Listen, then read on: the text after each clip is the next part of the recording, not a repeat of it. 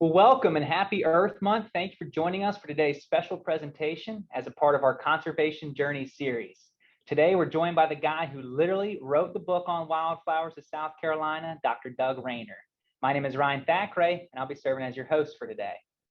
A little bit about our featured speaker today. Dr. Doug Rayner retired last year from his post as professor of biology at Wofford College, where he taught field botany, field biology, ecology, conservation biology, and evolution.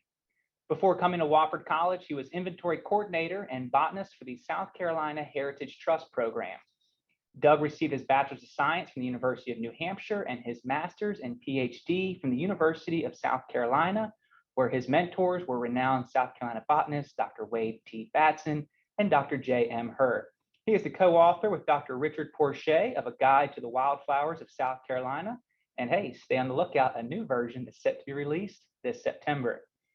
This afternoon, Dr. Rayner and I are here on Wofford College's campus in Spartanburg to take you on a bit of a virtual field trip highlighting 3 TNC projects in South Carolina. The presentation will last about 40 minutes, and then we'll have time for Q&A. Just a couple quick more housekeeping notes. Please click on Speaker View in the upper right-hand corner for best viewing experience this afternoon. And if at any point throughout the webinar you have a question, please put it in the chat. We'll be saving questions until the end of the webinar and do our best to address them all. Now let's begin.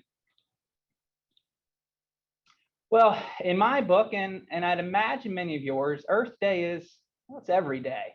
But to celebrate this year, the South Carolina chapter is proposing the Earth Day Challenge.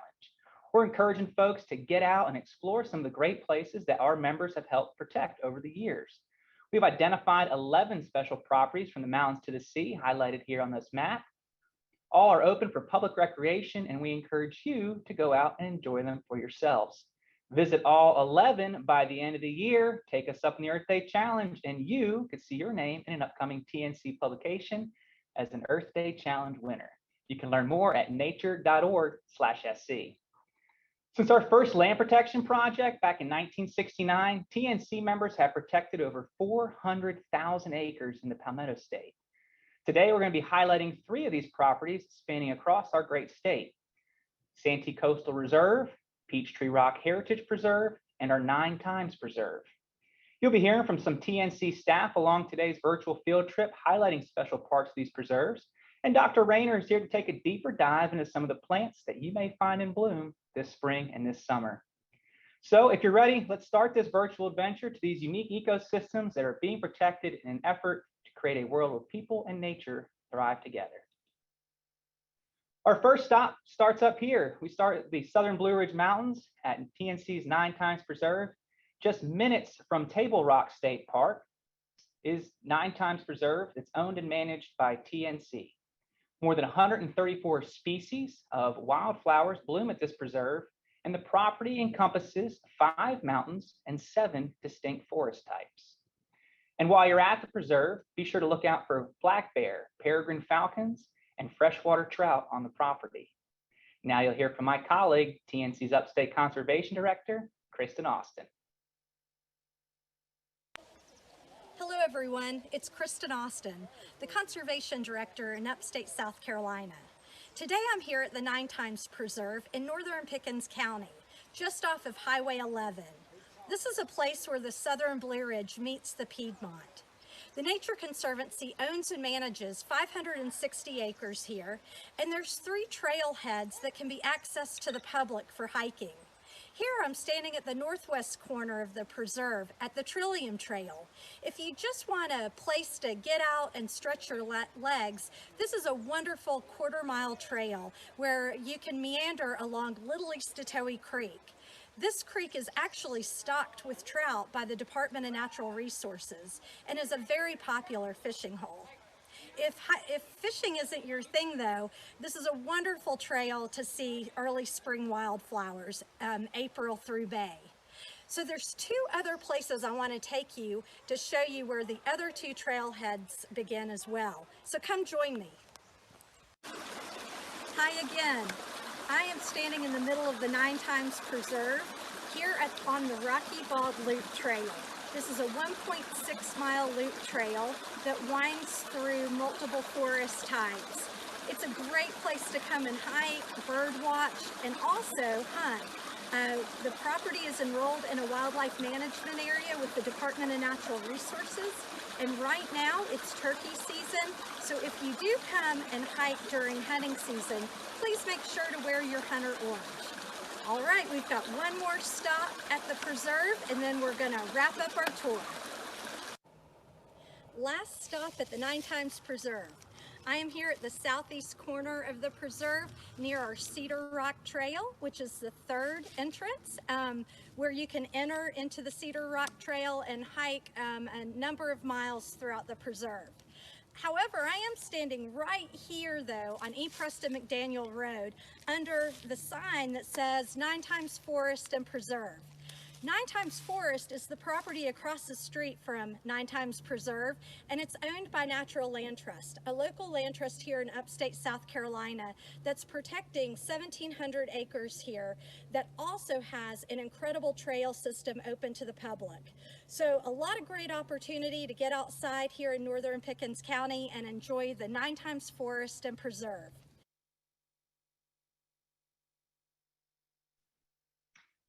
Well, thank you, Kristen. And boy, I don't know who filmed her out in the field with their iPhone, but that person did a really good job. All right, well, next up, Dr. Doug Rayner. What can we see our members expect to see when they get out and visit TNC's 9 Times Preserve? Dr. Rayner? Thank you.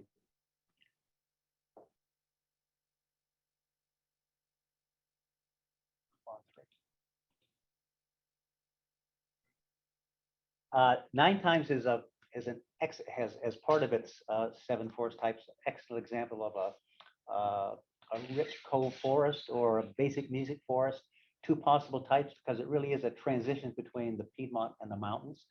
One of the features that makes it most recognizable is the fact that the density and diversity of trees, shrubs, as well as in particular wildflowers. So the Trillium Trail at this property is just a glorious thing to visit, and you'll see literally everything that I show here for the rich woods part, and then other things that, further up.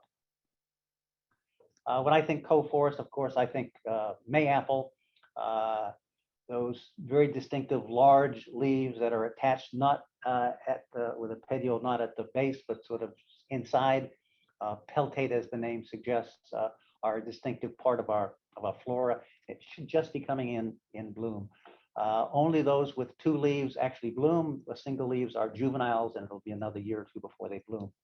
Something interesting about this plant, compounds derived from it, podophytotoxins, you name it after the genus, have been very important in treating various kinds of cancer. Probably hundreds of thousands of people have been helped by derivatives from this particular plant. The other one I think of as characteristic would be bloodroot. Of course, those of you who are woods people naturally know in this case that bloodroot has has finished doing its thing and is no longer visible, but you'll see those distinctive leaves with those 5 to 6 or 7 lobes very readily. And if you look at the leaf stalk itself, you see it's sort of a reddish orange.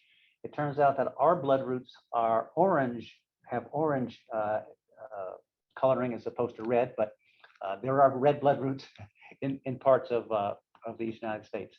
I just went too far, so I'll go back one. Thank you. Everyone loves trilliums, and if you love them, don't pick them because it takes them forever to grow. A trillium takes at least 7 years to go from the seed to a mature plant, and that's in the ideal conditions. And once it flowers, it may not flower again for another 6 or 8 years until it has enough energy. And this property has 4 of our nearly 15 plus trilliums, and here are some of them. Southern knotted trillium on the left, Trillium rugelii, and Kate Street trillium on the right. Now they look somewhat alike, but if you'll notice, the center part of the flower is very different on rugelii from the Kate Street trillium. Trilliums as well are oftentimes quite rare and localized, in part because their seeds are moved by ants. And as you might imagine, those seeds can go downstream in a heavy rainfall, and they can go up a little bit, but they're not going over a big slope. One of my favorite trilliums is the one on the left, Facies trillium. Spectacular coloration again with flower held somewhat below the leaves. And then our most common trillium in the upstate, and you have one somewhat like that down on the coastal plain, is little Sweet Betsy. You notice here the flowers are sessile, they're not stalked as opposed to the ones we saw previously. Hairy wild ginger is one of the wild ginger in the wild ginger family and is seldom seen. It sort of looks like just a heart-shaped green ground cover, but as with the other wild gingers, below the leaves themselves, under the leaf litter, are the flowers, which you see on the right. Distinctive, and my guess is if you've gone to woods like these before, you've seen these plants and not know what they were. You have to turn the leaf litter over in order to see the flowers. This site is again one of the indications of it being transitional is the fact that it has both mountain and Piedmont species of liver leaves. So on the left sharp lobe, you can see easily why it's described as such, and then on the right round lobe, the round lobe one actually looks like a liver, since livers have rounded lobes. The one on the right obviously is in the same genus, and so they have to call it that, but it really doesn't look much like a liver. Different colored flower as well, as you see. Very characteristic species here that not in bloom are easily confused, and you'll see probably more not in bloom than you see in bloom. In bloom, clearly Solomon seal on the right, Pollinatum biflorum, 2 flowers, and you can easily see here where there's 2. You may see as many as 5 or 6, so don't let that confuse you if it looks like Solomon seal is the Solomon seal. The one on the right is false Solomon seal, and you can see it has a terminal a raceme of flowers. This is one that again most people would go by just because it doesn't really look like anything. Well, it's not that obvious. It looks obvious here because the photo's been taken to highlight the flower, but it turns out that the plant itself is about the same size as the 2 Solomon seals, but with this distinctive nodding flower like this, and it's called mandarin.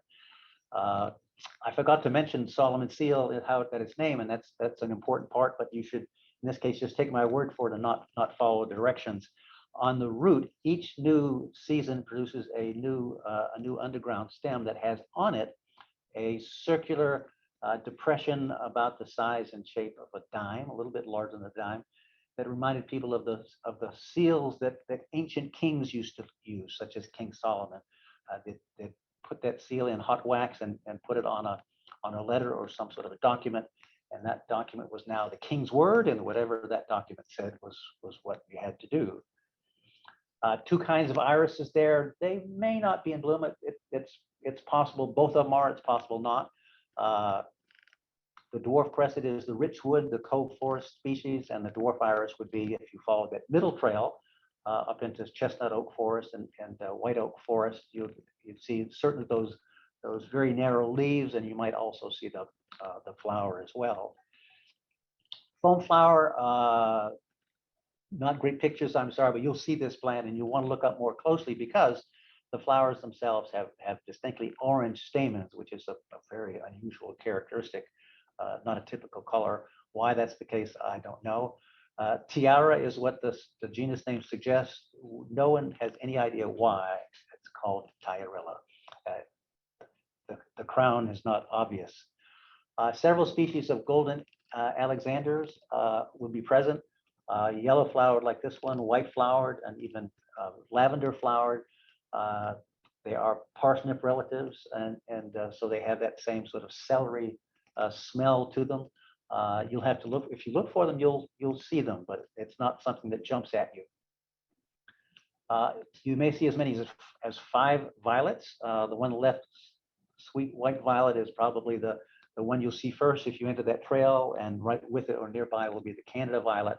That Canada violet photo was taken by my colleague, Dr. Porcher, in order to show both the leaves and the flowers in bloom at a large size. Unfortunately, it doesn't show the actual how it stands. So this Canada violet actually has leaves on the stem and stands about 8 or 9 inches tall. So don't be confused by that flower.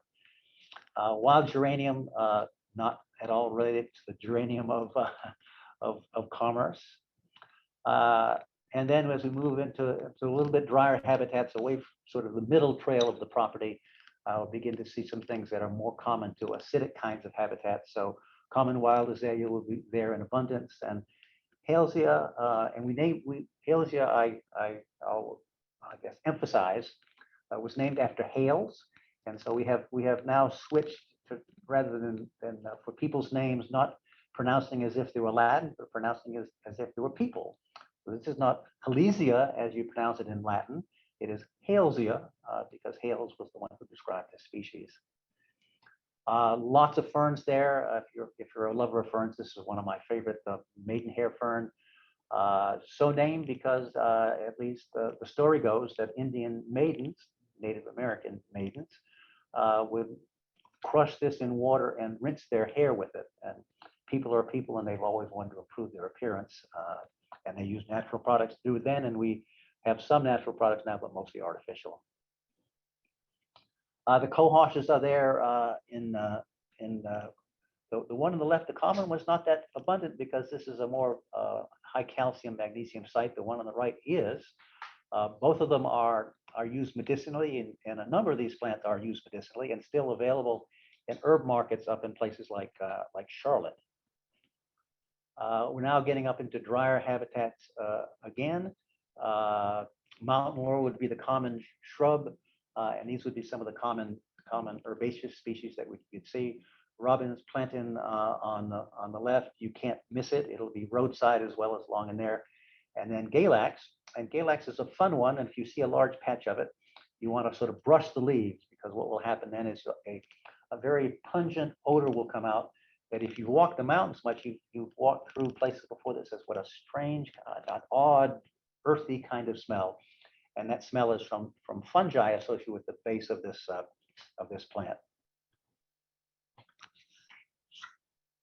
Well, thank you, Dr. Rayner. I tell you what, maidenhair fern might work out well for my pandemic hair that I've grown out here over the last year. Thank you so much. 9 Times Preserve, just a couple minutes away from Table Rock State Park off of Highway 11. I encourage everyone to go out and enjoy it. Just 30 minutes from downtown Columbia is the Peachtree Rock Heritage Preserve, co-managed by the Nature Conservancy and the South Carolina Department of Natural Resources. This prehistoric playground includes layered sandstone formations riddled with fossils of ancient marine creatures that crop up on either side of well-kept trails. In addition to the plants in bloom on the property, stay on the lookout for the many different animals that live amidst the undergrowth, including northern red salamanders, skinks, and several species of beetles. In the forest surrounding the trail, stay on the lookout for birds, which could reveal a chickadee, a titmouse, a cardinal, even a yellow-bellied cuckoo, or a red cockaded woodpecker. Let's learn more about Peachtree Rock from Midland's Associate Director of Philanthropy, Lowndes McDonald. Welcome to Peachtree Rock Preserve in Columbia, South Carolina. Here in the Midlands, it's just a short 30-minute drive from downtown, right past the airport. We're going to check out some of the unique features that can be found here. Come on and join us. Well, now we've made our way to the Big Rock, for which Peachtree Rock is named after. This used to be a rock formation that was an inverted pyramid, kind of in the shape of a peach tree. Over time it has been eroded. But this is actually where the Atlantic Ocean used to come up to. And as the Atlantic receded, it left these rock formations. It's now been so degraded just from erosion and from human activity that it fell over in 2013. But in just a few minutes, we're going to show you the little Peachtree Rock that we're going to come up. That's just a smaller version of what this once was. Just a few steps past the big rock of Peachtree Rock, you'll find this waterfall behind me. This is actually the only free-falling waterfall in the sandhills of the Midlands and the South Carolina. It's very cold, so be prepared to dip your toes and cool off here in this very popular spot. Well, we've made it to Little Peachtree Rock. It can be a little more difficult to find on the paths, but after you pass the waterfall, just take your first trail to the left and keep going, and you'll come upon it in about a mile. As you can see, this is kind of gives you an idea of what Big Peachtree Rock looks like when it was still standing. You can see where it has deteriorated more at the bottom and has that inverted pyramid going up to the top. One of the neat features of the sandstone that you're going to find on Peachtree Rock are these little holes that you see all around and throughout these rock formations. If you recall, this is where the Atlantic Ocean used to be. So all of this used to be under seawater. These little holes were formed by marine worms. If you've ever wondered why they call it the Sand Hills, well, you're looking at it. At Peachtree Rock, you get a little bit of a lot. So come on out and enjoy the day exploring this very unique place so close to downtown Columbia.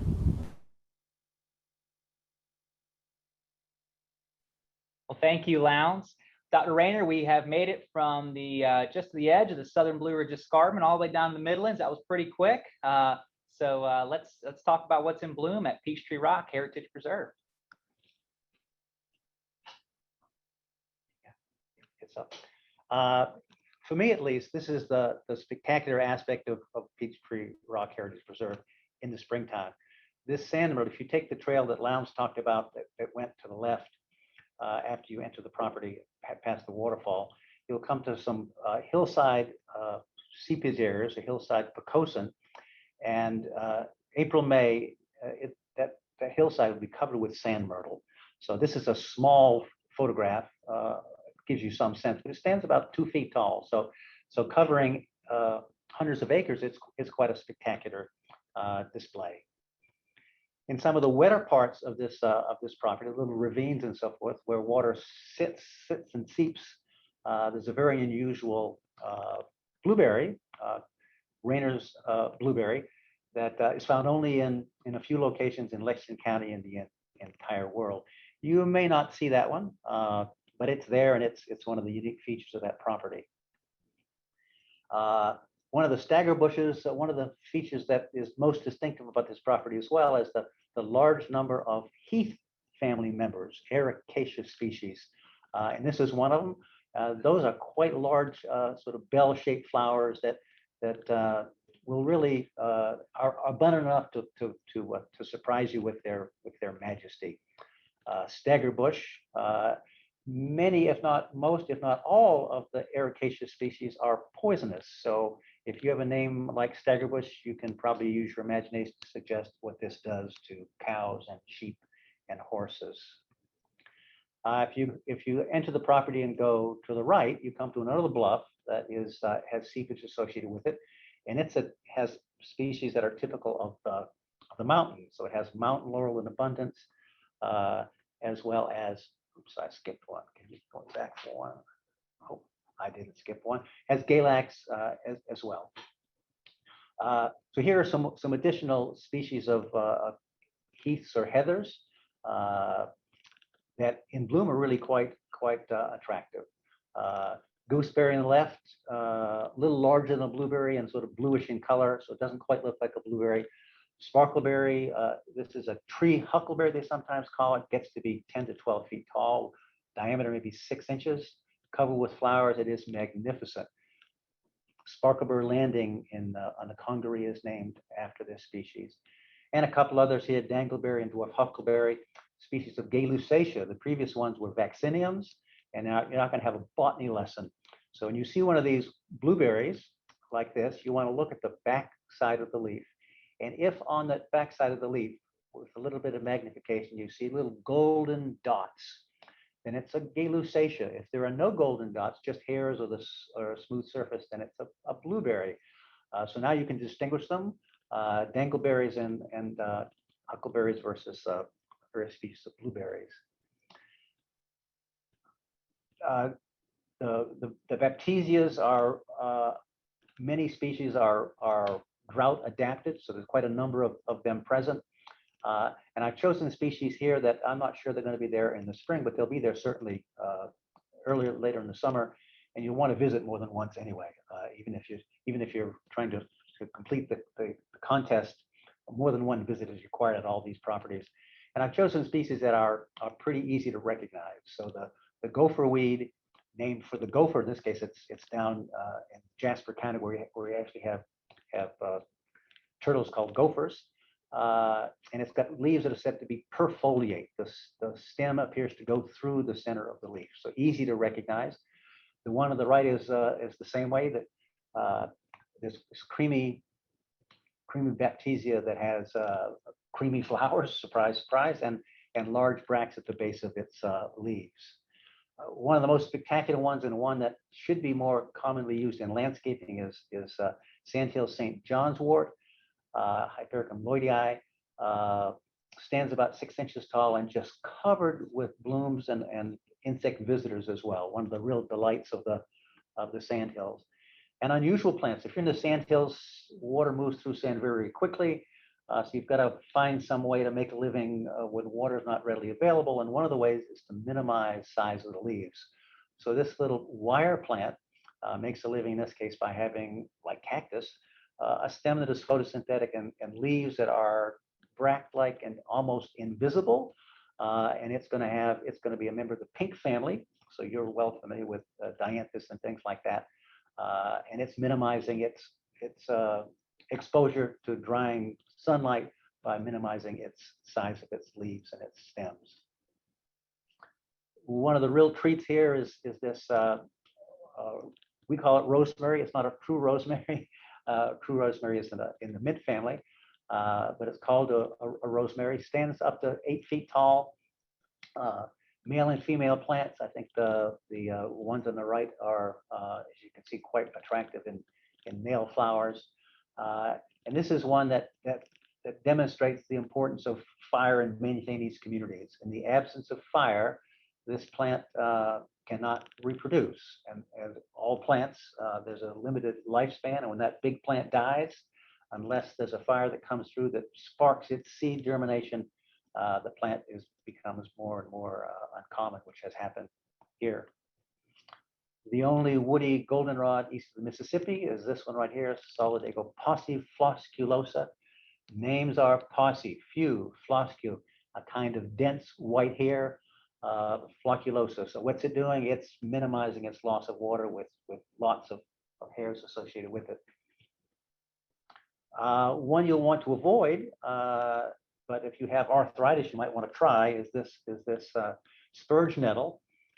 So it's a species of euphorbia with some poisonous contents, but also hairs that are very allergenic, and it literally has compounds related to histamine that are literally injected into when you touch the sharp hairs that you can see here readily on the plant. So this is one attractive little plant, but it's one to avoid. Several species of lupine are present here. Very clear distinction in types of leaves and so forth. So you really shouldn't have any trouble distinguishing those. Probably going to be blooming a little bit later, as I recall. Out west, these are called bluebonnets. Here in Texas, and roadsides will be covered with bluebonnets, and a bluebonnet is a kind of lupine. So here's butterfly weed, the plant that is being encouraged by lots of folks to be grown as a food source for monarch butterflies, but it turns out that its poisonous flowers are also suitable for other butterflies that can tolerate its toxins. So here is a polydamas swallowtail that typically feeds on pipevine, a very poisonous plant as well. We have a mountain species as well as a coastal plain species, and both are quite rare. But this species can handle it. In fact, this butterfly probably gets more nutrition from butterfly weed than it does from pipevine. A variety of species of milkweeds are present, and I've chosen 2 that are really pretty distinctive in terms of their appearance. Verticillata suggests that the leaves are clustered in a group around the stem, and then the Amplexicalis is that wavy margins that in which the leaf bases look like they're overlapping at the base. These are not those of you who are wildflower enthusiasts or gardeners will know that the blazing stars are some fantastic plants, and so I've chosen to use some of the least spectacular plants, perhaps because I've chosen 2 that you can identify. So the one on the left has, as you see, tiny narrow leaves, tenuifolia, very narrow leaves, and actually will be quite attractive up above. And the one on the right has flowers that are said to be secund, as the name suggests. Secund means on one side. So I think you can identify both of those. Otherwise, the blazing stars turn out to be difficult to identify, even for professional botanists. If you're in a rare plant habitat, identifying the blazing stars is a task. Ipecac is something that many of you may have in your medicine cabinet still. My mother did. It's something that induces vomiting, and we have a natural plant that does that same thing. This euphorbia whose epithet I'm not going to pronounce for you. And this plant has this plant is a mat on the ground that probably is about half the size of a dinner plate. And the way it makes a living in the sandhills, this little plant sends a root down 15 feet or more. Now that's not much compared to mesquite out west that has been documented to have a root 176 feet deep. And at the end of the summer farewell, this, believe it or not, is a legume. Looks nothing like a legume. Guess what its fruit must look like? Its fruit looks like a legume. The flowers, in this case, I would never suggest this is a legume based on this. Well, thank you, Dr. Rayner, for highlighting what's in bloom this spring and this summer at our Peachtree Rock Heritage Preserve. Again, just a 30-minute drive from downtown Columbia and Lexington, and I hope everyone has a chance to get out there and enjoy it. We made our way down to the coast. Of course, the Nature Conservancy South Carolina chapter does work mountains to sea, and let's talk about our Santee Coastal Reserve. It's located in McClellanville, South Carolina, and the whole reserve is composed of Murphy Island, Cedar Island, the Cape, and Washoe Reserve. This land was originally inhabited by Siouxsie and Winyah Indians before becoming rice plantations. The Santee Coastal Reserve is special for a variety of reasons, but one of the main reasons, when TNC acquired the property at 24,000 acres in 1974, it led to the establishment of the first state natural heritage program in the country. Now, over the next 2 decades, TNC and a collection of public and private partners built a network of natural heritage programs in the United States to collect and manage data about the status and distribution of species and ecosystems of conservation concern. Today, all 50 states have a natural heritage program, and it has grown to a network of over 90 programs in the Western Hemisphere, including Canada and Latin America. The vast network of research and data that started at Santee Coastal Reserve with TNC's leadership continues to provide the scientific basis for effective conservation action from South America to the Caribbean, all the way up through Canada. As Dr. Rayner actually mentioned to me, South Carolina has historically been one of the most conservation-focused states in the Union, and starting the Natural Heritage Program is just one example. Since acquiring this property, the Nature Conservancy deeded most of the land to the South Carolina Department of Natural Resources, but retained the ecologically sensitive Washoe Reserve, which is considered the oldest known continuously used wading birds rookery in North America. In the 1930s, over 500 nesting pairs of common egrets were estimated on the Washoe Reserve, and wood storks, now an endangered species in South Carolina, were first observed on the property in 1994. When visiting, stay on the lookout for songbirds, raptors, butterflies, fox squirrels, alligators, and other small mammals. And before Doug tells you what's in bloom, let's hear from Samantha Alcazar, Conservation Coordinator for the Nature Conservancy South Carolina chapter. Hey, I'm Samantha. I'm the Conservation Coordinator for the Nature Conservancy South Carolina. We're here today at the Santee Coastal Reserve.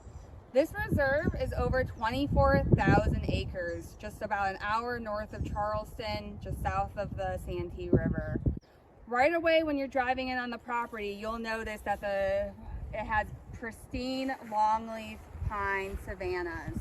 But keep your eye out for any of those white bands around the trees. That means that it's red-cockaded woodpecker habitat. This property has been beautifully maintained over the years. So as you head down the main road, you'll go to the main parking area, and there you will find the trailheads to the historic rice impoundments. So let's go. Here I'm standing next to a longleaf pine that is home to a red-cockaded woodpecker. You'll often hear conservationists call them RCWs for short. DNR uses one line to mark the trees. Some organizations use 2.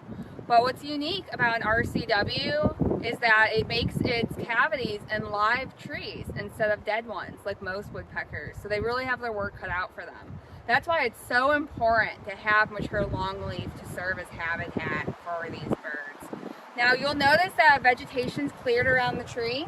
DNR does this so that when they do prescribe burns, they can protect these trees and make sure to not harm the RCW. Once you park at the DNR offices, it's just a short stroll to these historic rice impoundments. All throughout the year here, you'll see a variety of waterfowl visiting, alligators basking in the sun, and you can even check out the wood duck boxes that DNR put for habitat. Not only will you see this wonderful wildlife, but you'll also notice some historic structures like a rice trunk that controls the flow of water into this impoundment. So we are here in early April. If you come later in the year, be careful because there will be more mosquitoes, so bring your long sleeves or your DEET.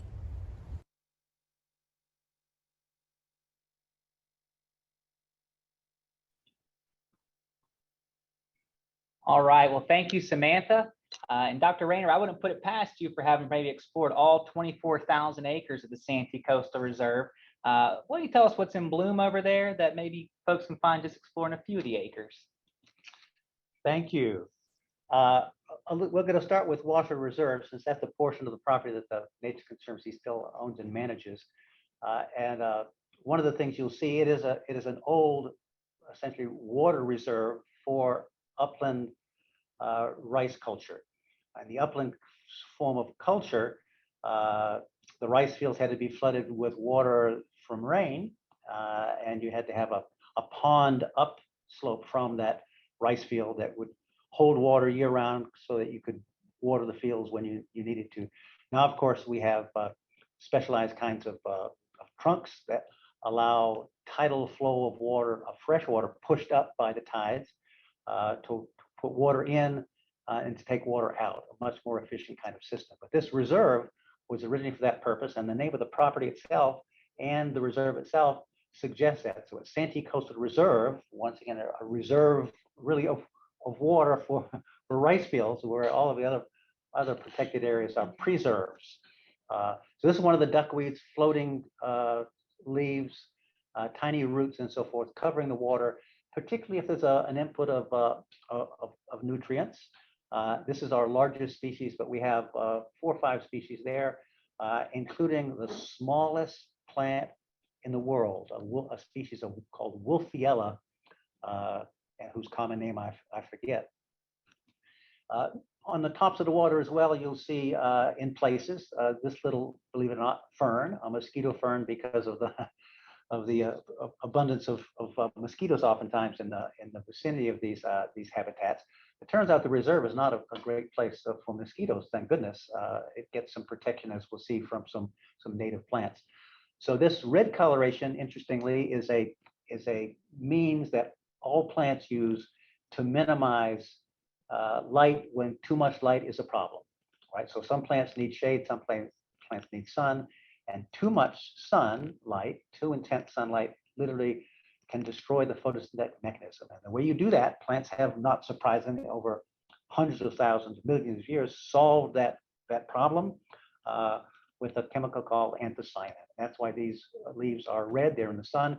If they were in the shade, as you see some of these little branches are, they would be green. So you can go to some places that have some red and some green in the same patch as this one does. Of course, it's a pond-like environment that's closing in, but still has open water present. And so, of course, you have water type plants. White water lily, you've probably all seen. The nymphoides, the floating heart, you probably have not. Much smaller leaf, probably the size of a silver dollar or something in that vicinity. Not as spectacular as the white water lily, but still a very attractive plant. To me, one of the most attractive aspects of this property is in midsummer, when you see this burr marigold, a beggar's tick, a plant that you, if you're a woods person, know stick in your pants and takes you forever to get out and stick you in not pleasant kinds of ways. But this one just has large patches covering portions of the reserve at times. They are very delightful. And one of the, to me at least, the most attractive aspects of this property is this water spider orchid, a species of Habenaria. Repins suggest it creeps along and puts up a stem. And water spider, because of the long tail-like structures, leg-like structures coming off of some of the petals. And of course, as a good pond on the coastal plain, it has a number of species of bladderwort.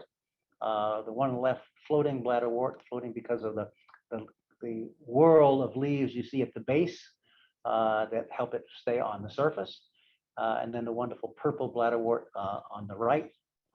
Bladderworts are named for the presence of special structures, special leaves that are bladder-like in appearance that are, I guess, adapted to trap and dissolve insects. So that little bladder has an opening on the side.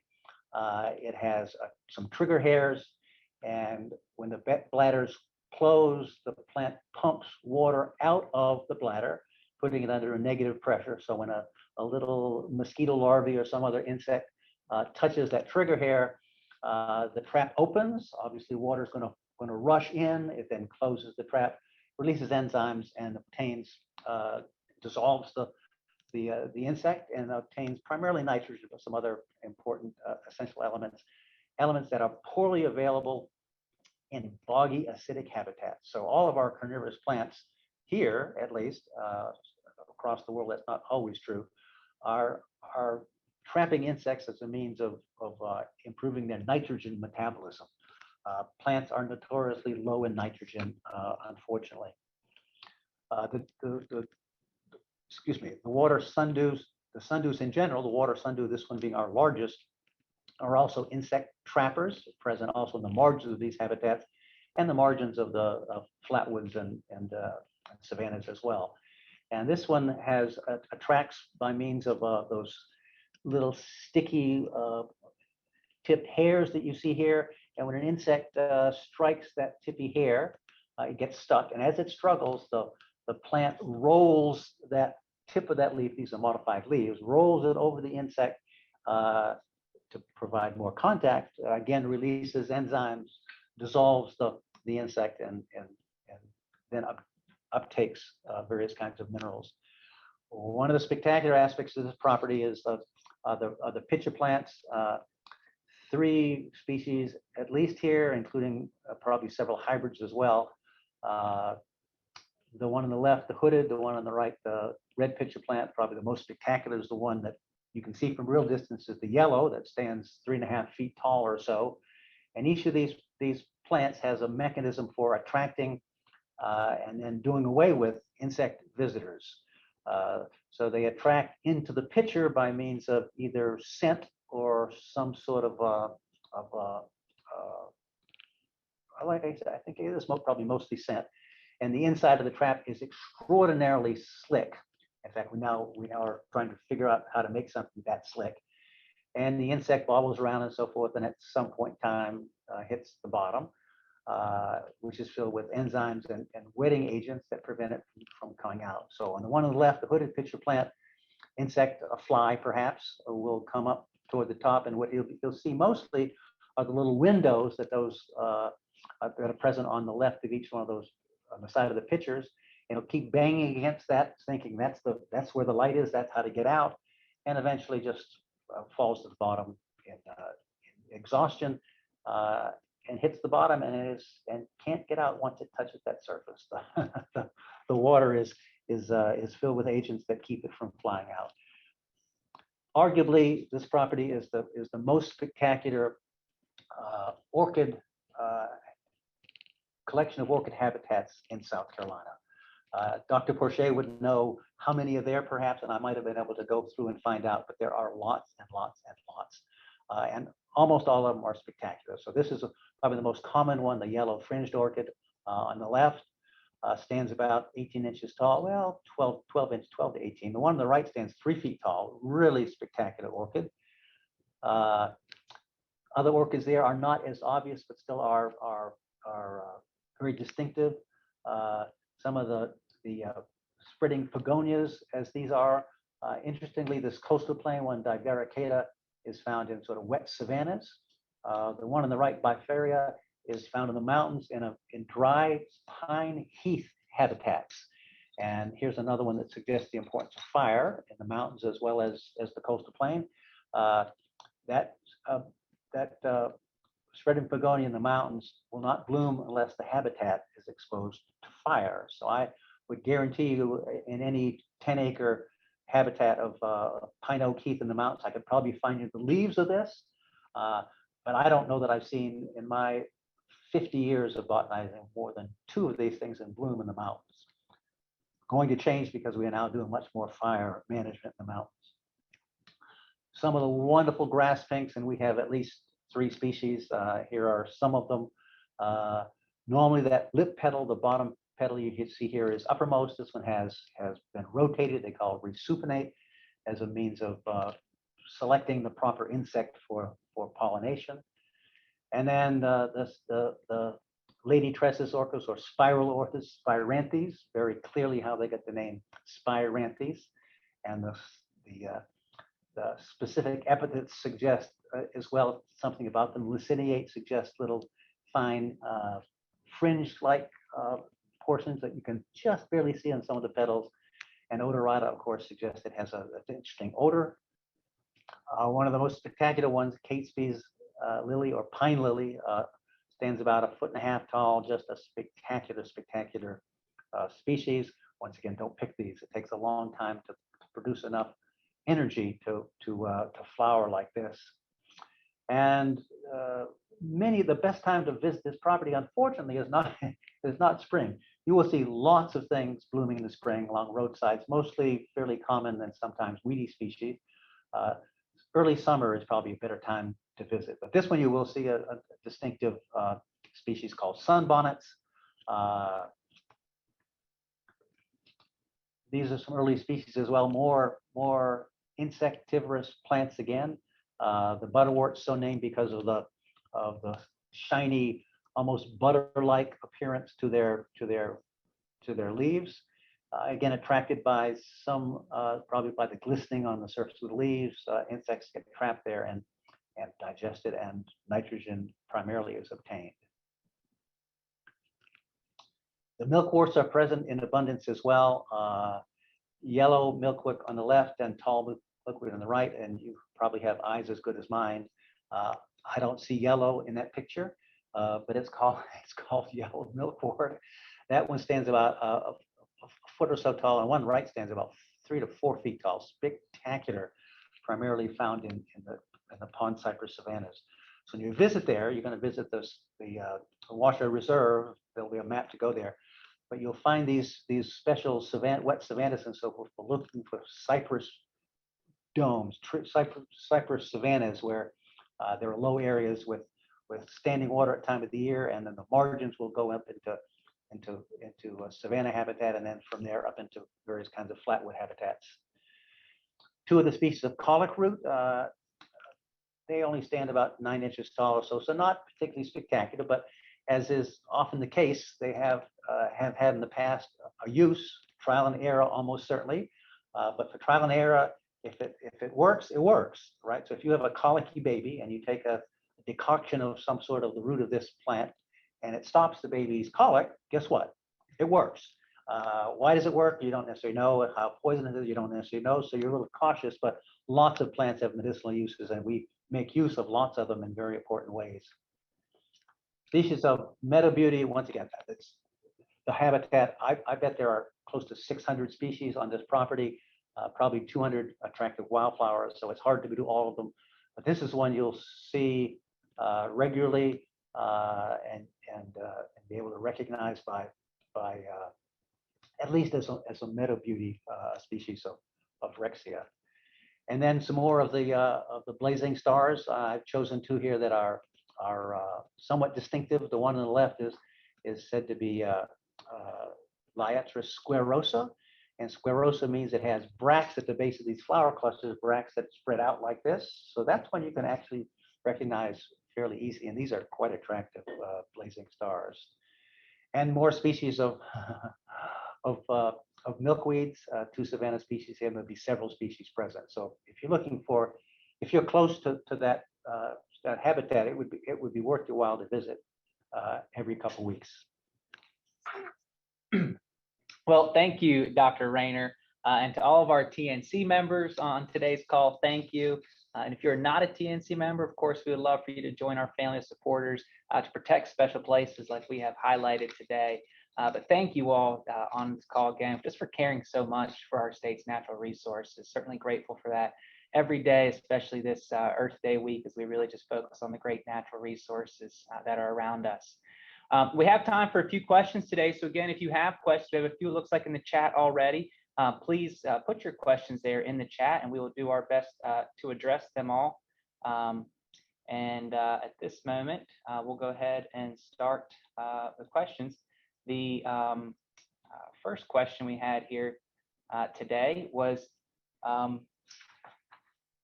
invasive species coupled with climate change are rapidly altering natural communities. Is there a best approach to slowing this process? Dr. Rayner? I'm not sure there's a best approach, but there certainly is a need for an approach. And the good news is, particularly with climate change, is as the largest private land protection agency in the world, the Nature Conservancy clearly recognizes the threat that climate change poses and is in its management and in its acquisition process is trying to minimize those effects. I'm not sure we're going to be able to, but there's little doubt that the agency is doing lots and lots of stuff to make that work. In terms of invasive species, I think the Nature Conservancy also recognizes the importance there. The federal government has programs to deal with some of the most noxious of those, but some of those just are not easily going to be handled, to tell you the truth. I wish I could say otherwise, but I think we are, some of these we're just going to be living with. And the real solution is to get them before they are super abundant, as they're fast becoming common, as they're increasing in numbers, to address them now. And we're doing that with things like Kogan grass. Get it before it gets started. If it gets to a certain abundance, there is no stopping it. Thank you, Dr. Rayner. Another question that came in was, what's the best way to propagate naked lady lilies? Well, I am not a, I'm a field botanist and not a horticulturalist, but I do know naked lady lilies. Very attractive. Called naked lady because the wonderful cluster of flowers comes up in the absence of leaves, and it seems as though it suddenly arises, right? So this green stalk comes up 10 inches, 12 inches off the ground, and suddenly the flowers are there, and it's like, oh, where were they? I didn't see them 2 days ago, and now they're in great abundance. The plant does produce, it requires high sunlight, so if you've got any shade, you're not going to maintain the species. And it is a bulb-bearing species, so as with all bulb bearers, it multiplies those bulbs. So the best thing to do is in the springtime to divide those bulbs out and separate them and plant them in additional areas at once again with minimum competition and lots of sunlight, ideally. You plant them very shallowly.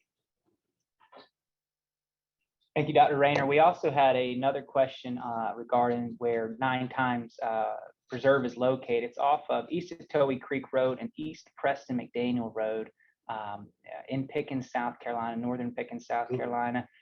Quick Google search.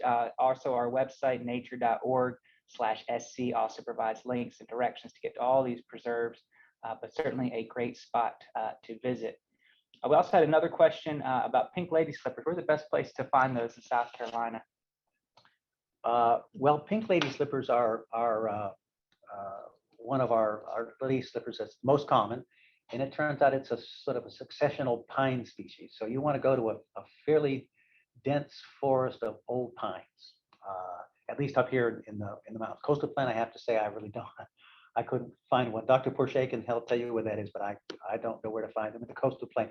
Up here, I know in the Piedmont, that's the kind of place to look. And go look to see, I think they're in bloom in April, and just walk through pine woods, once again, fairly dense pine woods, and you should come across them.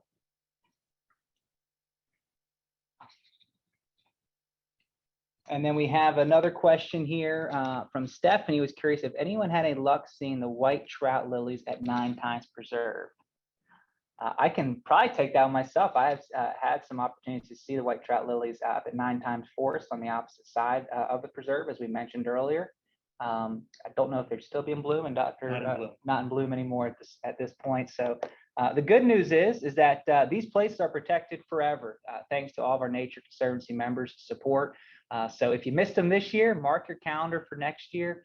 As soon as really February and March start rolling around, the perfect opportunity, the perfect time to start getting out and exploring some of these places and seeing what's in bloom. And if it's not there, or just come back 2 weeks later and there could be more in bloom and less in bloom. It's just more excuses to get out in the woods and get out and enjoy nature, which I all think we can support that. Let me see questions here today. Looking through here, we have a question from Kathy about what kind of trail system is at Santee Coastal Reserve. Doug? That's an excellent question, and I think I have a poor answer. But I don't know that you're going to need a trail system. Certainly, there's a trail system. There are trails that go to the rice fields. There's a trail that goes to Washoe Reserve. But otherwise, and there are other maintained trails. The best way, I think, to visit that property to see things is just on the main access road to just look for, once again, pond cypress savannas, wet depressions, and to walk along the margins of those. You can walk lots and lots of places and trails and so forth, but I think if it were me, I'd do a car trip where I looked along both sides of the road. On the right side of the road going in, you're going to see pond cypress savannas. Stop off, look around the edges, go into the pine flatwoods, more pine flatwoods to the left. You do the same sort of thing, just walk in. And that way so it's not, there almost certainly are trails, but I'm unfamiliar with them at this time. But there almost certainly is some access to them when you get to the property itself. And you can go online and ask DNR to find that out for sure. Thank you, Dr. Rayner. Well, it looks like that concludes our questions today. Of course, if you have any other questions that come to mind, my contact information is located on the screen. So please shoot me an email. I probably won't know the answer, but my good buddy Doug here will, and we can get that answer for you. Also worth recognizing that Dr. Rayner's, I'd say partner in crime, a partner in plants, Dr. Richard Porcher is also joining us today, and just grateful for Dr. Porcher and Dr. Rayner for really all they do for conservation and for education in the world of nature. And of course, their new Guide to Wildflowers of South Carolina book will be out in September, and I do hope you all will take advantage of that. Thanks again, everyone, for joining today's call. Thank you, Dr. Rayner, for just being such a good friend to Nature Conservancy, a leader as a member of our Board of Trustees, and of course, a fellow TNC member and Legacy Club member. We are grateful for your support, sir, so thank you. I hope you'll take the South Carolina Chapter's Earth Day Challenge. You saw 3 of the 11 places we've highlighted. Please go out and explore those. And if you complete all 11 preserves, send us an email, let us know. We'll make sure that we recognize you for taking the Earth Day Challenge. We have a quick poll we're going to throw up on the screen. If you have a couple minutes, would you please take that? Thank you so much for being a part of today's webinar. Happy trails and happy Earth Day. Take care.